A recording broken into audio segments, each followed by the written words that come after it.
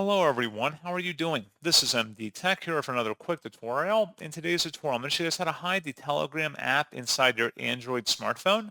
So this should hopefully be a pretty straightforward process here, guys. And without further ado, let's go ahead and jump right into it.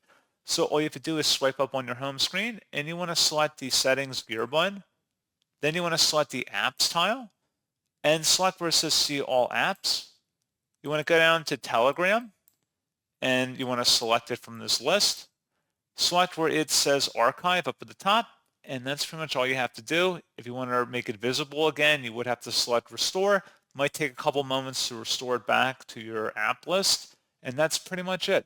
So as always, thank you guys for watching this brief tutorial. I do hope that I was able to help you out, and I do look forward to catching you all in the next tutorial. Goodbye.